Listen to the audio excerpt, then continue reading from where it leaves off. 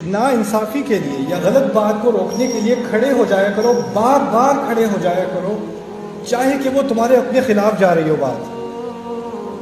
چاہے تمہیں نقصان پہنچ رہا ہو یا غلطی تمہیں نے کی ہو۔ اگر میں نے کوئی غلطی کی ہے تو اس کی ذمہ داری بھی مجھے ہی لینی، یہ نہیں سوچنا کسی نے دیکھا تو نہیں، چلو خیر بچت ہو گئی۔ مجھے اپنے اوپر بھی ذمہ داری کرنی ہے، کیونکہ میں اپنا بھی مالک نہیں ہوں، میرا رب میرا مالک ہے، اور اس نے مجھے کہا ہے کسی اور نے دیکھا نہ ہو یا دیکھا ہو یا نہ دیکھا ہو، میں نے دیکھا ہے۔ وَلَوْ عَلَىٰ أَنفُسِكُمْ، اور پھر کیا اضافہ کیا، وَالْوَالِدَيْنِ، یا دونوں والدین کے خلاف بھی کھڑا ہونا پڑے، کھڑے ہو جاؤ۔ انصاف کے معاملے میں، زیادتی کے معاملے میں، اگر ماں سے زیادتی ہو رہی ہے، باپ سے زیادتی ہو رہی ہے، چچے سے زیادتی ہو رہی ہے، دادا سے زیادتی ہو رہی ہے، یا مجھ سے خود سے زیادتی ہو رہی ہے، کوئی فرق نہیں پڑتا، اللہ نے کہا کھڑے ہو جاؤ،